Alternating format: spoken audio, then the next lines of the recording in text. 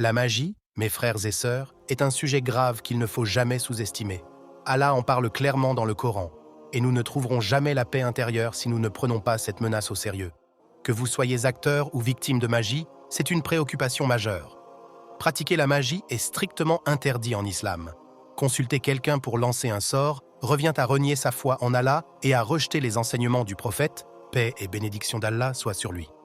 Jeter un sort ou demander à quelqu'un de le faire est formellement interdit. Malheureusement, ces pratiques existent bel et bien.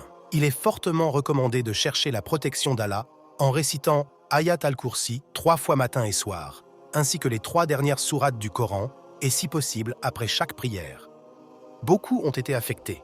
Il y a ceux qui vont à un extrême et disent que cela n'existe pas, et il y a d'autres qui vont à l'autre extrême et pratiquent la magie. Qu'Allah le Très-Haut nous accorde le juste milieu, nous reconnaissons que cela existe, mais nous n'abuserons jamais de ceux qui lui déplaît.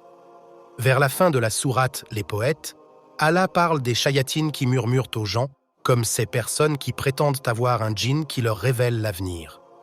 Les djinns ne connaissent pas l'avenir, mais ils peuvent connaître le passé, car chaque personne a un qarin. Le qarin est un diable, un petit shaitan, qui essaie constamment de dévier la personne du droit chemin. Le prophète, paix et bénédiction d'Allah soit sur lui, n'en avait pas car le sien s'était converti à l'islam. Cependant, il est facile pour quelqu'un de convoquer un autre djinn pour interroger le qarin qui vous accompagne et ainsi découvrir chaque détail de votre vie passée, car ce djinn a une mémoire bien plus puissante que la nôtre. Ils peuvent donc vous donner des informations précises sur votre passé, des détails que vous pensiez inconnus de tous, sauf d'Allah et de vous-même. Le qarin, qui est avec vous depuis votre naissance, connaît tout jusqu'à présent, mais il est incapable de connaître l'avenir. Ils vous révéleront des choses surprenantes qui vous choqueront, et parfois, ces personnes se présentent avec de longues barbes ou un air de grande piété. Vous entendrez leurs paroles et penserez « Waouh, comment est-ce possible ?» Ils vous diront des choses qui vous surprendront, comme s'ils savaient ce que vous pensiez ou ce que vous faisiez. Ils pourront même mentionner des événements passés, vous donner des détails, comme votre numéro de passeport d'il y a 20 ans. Vous pourriez les croire pieux, mais ce n'est pas de la piété, c'est l'œuvre d'un diable. Le qarin, ce djinn qui vous accompagne, leur transmet ces informations et il vous les répète, vous laisse croire qu'ils ont un pouvoir spécial. Mais en réalité, vous n'avez pas bien compris le Coran. Allah vous avertit que ces personnes mentent 99 fois et ne glissent qu'une seule vérité, juste assez pour vous manipuler. Cette petite vérité est utilisée pour vous contrôler. Qu'Allah nous protège tous. Ne vous laissez pas tromper. Puis ils viennent et prétendent vous révéler un peu de votre avenir. Je me souviens d'un frère qui a rencontré l'une de ces personnes. Elle lui a donné quelques détails sur son passé et a ensuite dit « Je peux te prédire l'avenir, mais il faut que tu me payes. » Le frère a répondu « Si tu connaissais vraiment l'avenir, tu saurais déjà que je ne vais rien te donner. Souvenez-vous, ne vous laissez pas entraîner dans ces pratiques.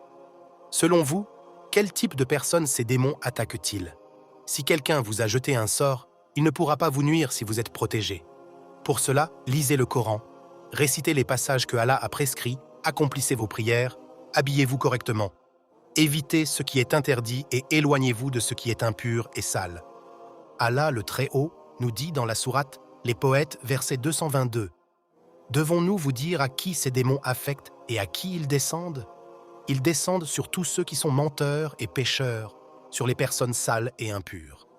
C'est à ces personnes-là que le diable s'adresse et c'est à elles qu'il peut faire du tort. Donc, les personnes qui contrôlent certains djinns doivent avoir fait quelque chose de vraiment mauvais pour obtenir ce contrôle. Allah dit que seule la personne très éloignée de lui est vulnérable. Si vous êtes proche de lui, vous ne serez pas affecté, sauf par ce qu'Allah décide.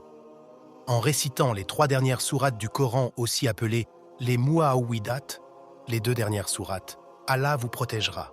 Ayez la certitude qu'il est plus puissant que le shaitan. En réalité, le diable est profondément effrayé par vous. Mais comme nous avons peur de lui, cela lui confère un faux sentiment de puissance.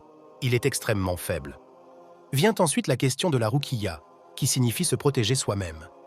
Ce que je viens de vous expliquer fait partie de la ruqiyya, tout comme les récitations que je vous ai recommandées. Vous devez lire pour vous protéger et vous préserver. L'eau de Zamzam, les dattes adjoie et le miel brut ont des propriétés de guérison, comme le mentionne le Coran. La graine noire, ainsi que son huile authentique, possèdent également des vertus curatives. Il est important d'intégrer ces éléments dans votre alimentation autant que possible pour qu'Allah nous accorde sa bonté et la guérison. Les versets du Coran apportent sérénité et guérison. Allah, le Très-Haut, dit « Ô gens, je vous ai envoyé ces versets qui contiennent guérison et rappel pour vous. Vous ne trouverez pas de guérison à moins de considérer le Coran comme un rappel personnel. Mais par la volonté d'Allah, lorsqu'ils sont récités, ces versets vous offriront tranquillité, protection et guérison des maladies que vous rencontrez. » Mes frères et sœurs, un autre point très important à comprendre est que lorsqu'on accuse faussement des gens de pratiquer la magie, on devient pire qu'eux. Beaucoup de personnes consultent ces prétendus religieux ou guides spirituels et ces individus affirment souvent « Je sais qui a fait de la magie noire contre vous ». Quand quelqu'un vous accuse de pratiquer la magie, en désignant des personnes comme votre tante, votre belle-mère, votre sœur, le mari de votre sœur ou même votre propre mère, sachez qu'ils mentent. Peu importe ce qu'ils affirment, ils se trompent. Même s'ils prétendent avoir des preuves ou des révélations, ces informations viennent du diable, qui est un menteur. Le but du diable est de semer la discorde dans votre famille, et en faisant de fausses accusations, vous devenez pire que ceux que vous accusez. Ne portez pas d'accusations sans preuves concrètes. Vous ne devez accuser quelqu'un que si vous l'avez vu directement aller consulter un sorcier ou tenter de lancer un sort, comme avec des poupées vaudou. Sinon, ignorez les prétentions de ceux qui se disent spirituels et qui vous désignent des coupables sans preuves solides. Ils peuvent même vous montrer des visages ou prétendre avoir des révélations, mais sachez que cela relève du domaine d'Allah seul. Ce sujet peut effrayer certains, mais rappelez-vous que plus vous renforcez votre relation avec Allah, moins vous serez affecté. En réalité, cela ne vous touchera pas. Allah dit que tant que vous vous efforcez de vous rapprocher de lui, que vous récitez les mu'awwidat chaque jour, et que vous suivez les voies justes, vous n'avez rien à craindre. Placez votre confiance en celui qui est tout-puissant et tout miséricordieux. Ces deux attributs d'Allah vous garantiront protection. Allah seul est celui qui vous viendra en aide.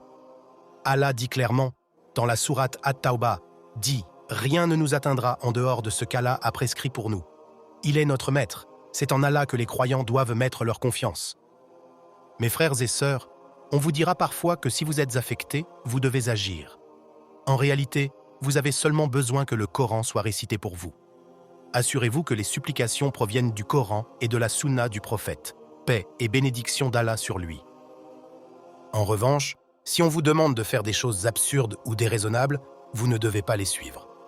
Certaines personnes pourraient vous demander de retirer vos vêtements, de vous rendre quelque part, ou de vous procurer certaines choses rares, ou encore de les placer dans différents endroits dans la maison.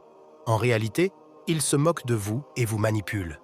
Shaitan veut vous entraîner dans des pratiques absurdes pour vous égarer et vous éloigner d'Allah.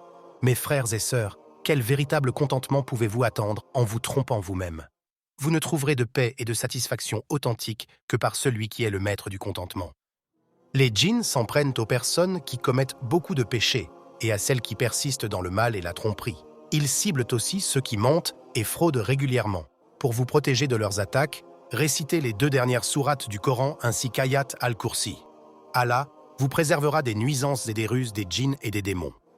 Encore une fois, l'intention du diable est de vous éloigner d'Allah. Son but est de diviser les relations familiales et d'inciter des querelles au sein de la famille.